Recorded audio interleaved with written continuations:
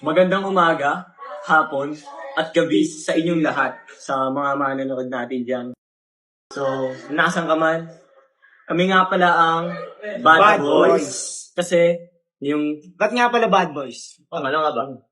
Bakit Bad Boys? Kasi, yung topic natin ngayon is about budgeting. So, budgeting, boys, tayong budget, magtuturo sa kanila ng mga kaalaman na magagamit nila sa araw-araw. Sa Pagbabudget. pagpa-budget. Kami nga pala yung start now, earn later. No? Kami yung mga parang financial advisors ng mga estudyante. Kami yung nagbibigay ng advice tungkol sa pera, sa mindset, at sa mga mabubuting gawin sa Pagbabudget. pagbabudget, sa paggastos ng pera. So, ngayon, yung episode natin ngayon is about budgeting. So, simulan na natin, no? Saan mo unang tanong dyan? Unang tanong mula kay John Michael Viernes, aka Loverboy 265. Galing. Bakit mahalaga ang pagbabudget bilang isang estudyante? Ganda ng tanong ah. Ako pwede ako sumagot. Wala mo. Ganda ng tanong ni Mr. Loverboy ah. Para sa akin, mahalagang malaman natin ang pagbabudget bilang isang estudyante. Dahil, hindi porket estudyante pa lang tayo, dapat wala na tayong pakialam sa pagbabudget. Kasi, unang-una sa estudyante, kailangan nababudget mo lahat ng pera mo. Yung allowance mo, kailangan nababudget mo. Kasi, pag hindi mo nababudget yung allowance mo, kukulangin ka sa ganito. Kasi bilang isang estudyante, marami tayong bayarin, di ba? Marami tayong bayarin marami tayong bayarin, tsaka mga pagkain natin, expenses. Kaya, bilang isang estudyante, mahalaga na dapat matuto ka mag-budget. Tsaka, para hindi ka ma-short. Tsaka, dapat, ngayon pa lang, binubuo mo na yung foundation mo sa pagbabudget. Kasi, syempre, nakapagtapos tayo, magkakatrabaho tayo. Ngayon, ready ka na. Oo, pag buo mo na yung foundation mo ngayon sa pagbabudget, ready ka na sa ano mo. Basic na lang sa'yo mag-budget ng pera pag nagka-pamilya ka na, tsaka pag nagkatrabaho ka na. Go back, Pimadari dito. So, ayun. Mahalaga nga yung pagbabudget. Kasi, syempre, na gagamit natin ng tama ng pera natin, na-allocate natin sila. Maganda na yun, no? Habang bata pa tayo, habang estudyante pa tayo. No? Kasi nagsiset to ng foundation sa atin. Nagsiset to ng foundation para matuto tayong mag-budget hanggang sa pagtanda natin. Kasi sa pagtanda natin, dadami na yung hawakan natin pera. Kasi may trabaho na tayo. So, ayun, kailangan natin mag-budget ng maayos para sa kinabukasan natin, para sa panahon ngayon. So, ikaw, may madali dito. Ako? Sa bagay, lahat naman sinabi na tama. Kasi ako, hindi ako rin mag-budget sa mga baon ko eh. Isang araw pa lang ba ako, bus ka agad eh. Kaya, tama lahat ng mga sinabi niya na matuto tayo mag-budget ng mga baon natin. So, may isa pa tayong tanong. Isa pa? Sagot namin sa katanungan ni Loverboy, no? Mr. Loverboy. Mr. Loverboy. Ano number nun? Kalimutan ko yung number niya. Tapos, ito yung pangalawang tanong ni... Sino to? Lover girl lahat ito eh. Althea yung pangalan. Althea Lover yung pangalan. Ito yung tanong niya. Grade 11 student po ako. May gusto po akong itanong, tapos allowance ko per week is 500. May bayarin ako sa school. May bayarin ako sa school na 250, tapos transportation ko per week is 100. And yung snack ko pa sa school na nagkakahalaga ng 150. Wala nang matitira sa pera ko. Pero may date ako sa Sabado. Ano kaya ang pwede kong gawin? Sige, Ikaw. Ang advice ko dito, no, cancel mo na yung date mo. Kasi, estudyante ka pa. Hindi mo dapat inuuna yung mga ganyang bagay. Kasi, bago ka pumasok sa isang relasyon, naiisip ko na dapat meron ka ng financially stable ka na. Kumbaga, kaya mo nang kumita ng pera para sa pang-date mo. Kasi nakakaya naman, no, hingin mo yung sa magulang mo. Siyempre, yung pang-date mo sa girlfriend mo, pinanghihingi mo sa magulang mo, di ba? Siyempre, ang hirap yan.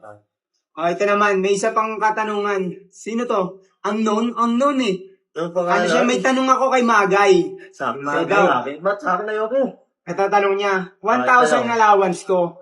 Nahihirapan akong i-manage yung pera ko. Ano ang advice mo sa akin? Magkano daw ba ako? 1,000 daw yung allowance niya. Malaki-laki yan, ha? Per week, no? Per week. Ano ma-advise mo sa kanya? Alam niyo ba yung ano, pre? 50 up to 20? Parang 50, narinig 30, ko yun, 20 di ba? rule. Oo, pre.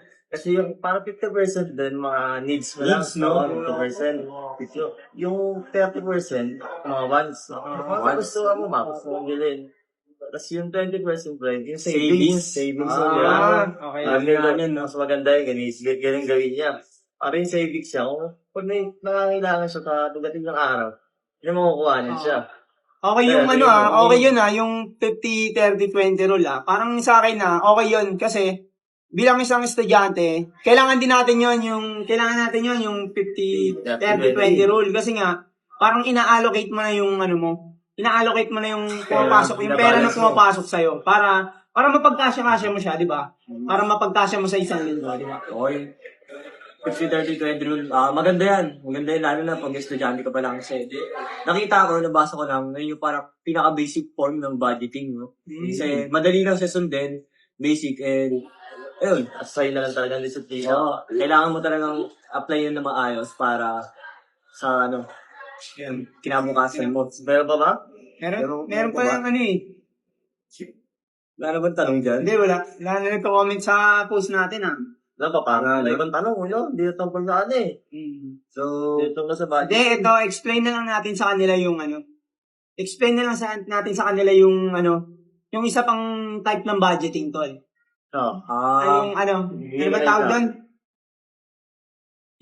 Yung isa naman na budget na sinasabi is yung zero-based budgeting, di ba? Parang wala akong idea doon. Kumbaga, every peso has a purpose. Kumbaga, Kahit piso may halaga. dito, sa zero-based budgeting na to, tol. Parang nakaano dito yung ano mo yung, ang tawag dito? Yung lahat ng pera na nakukuha mo, na pumapasok sa'yo. Parang siya may ina-assign mo siya sa specific purpose. Kumbaga, kunyari, etong 5 piso na to, ay 10 piso na to, pamasahin mo, parang nililista mo siya. Parang lahat, ganun ba yung ikaw, ano ba yung sa'yo? parang ganun lang rin yung yung nakita ko, nabasa ko isang So, yung, tawag doon, traditional o line item budgeting. Yung lilista mo lang, lahat ng kinikita mo, lahat ng income na pumapasok sa'yo. Usually, students tayo, kaya yung main source of income natin, no? Bawon lang, allowance. So, ililista mo kung magkano yung allowance mo, and dilista mo lahat ng pinagkakagastos mo. Tapos, ayun yun. Para malaman mo kung masishort ka ba dito sa isa, sulang ba, o may sobra, para pang savings. Ganun. Okay din yun Okay din yung traditional line item budgeting na yun. Kumbaga, lahat ng gagastusin mo, lilista mo para alam mo rin yung ginagastos mo, di ba? Saan napupunta yung pera mo para hindi ka na kumbaga, parang siya. Alam mo lang paano nagastos mo. Kasi pag nilista mo na kung saan mo kung saan mo gagastos yung pera, may tendency na hindi mo na siya gastusin sa iba. Kasi kung wala kang listahan, pwede kang, kunyari, napadaan ka lang dyan, sa kanto, napadaan ka dyan. Bili ka ng bili. Kung nakalista na yun, sabi mo, ay, may nakalista pala dito, naka-budget pala ito. Kumbaga may specific purpose may purpose na yung pera mo. Galing. Tapos, okay ba? Okay na ba yung natin? Okay na pag-usapan natin. Ikaw, ano masabi mo sa mga natin? Topic. Sa mga topic na napag-usapan natin. Ang topic natin ngayon para sa mga allowance, pagpagay balance yun. Kaya napakaganda natin at binigyan natin sila ng mga advice. Kung paano na i-balance. Kayo, Ikaw.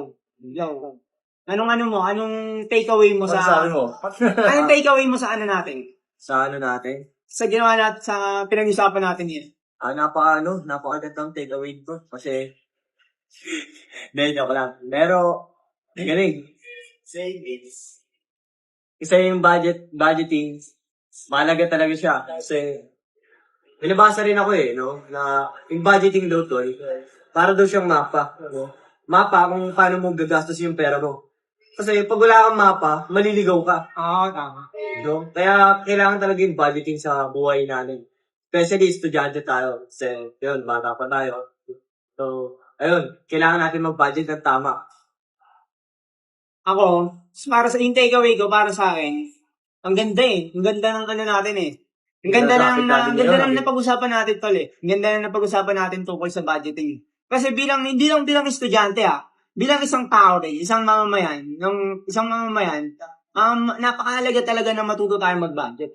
Mahalaga talaga na matuto tayo mag-budget kasi nga dito sa mundong ginagalawan natin, lahat ng gagawin mo, kailangan may bayad, 'di ba? Kumbaga, lahat ng gagawin mo may paglalaanan ka ng pera. Kumbaga, kailangan nga talaga na budget natin yung pera natin. Kasi nga, pag hindi natin siya nababudget, hindi natin siya mapupunta sa mali yung natin. Pera. Mali yung pera natin. Imbis na pag binudget natin siya, syempre alam na natin kung saan natin gagastusin yung pera. Tapos, sa tama rin natin siya magagastos. Kaya, mahalaga talaga na nag-budget tayo. So, ayun. Pwede naman natin i-close to, no? Oo. Hanggang sa muli. Thank you po sa pakikinig at kami nga pala ulit ang Bad boys. kami ang Bad Boys. No?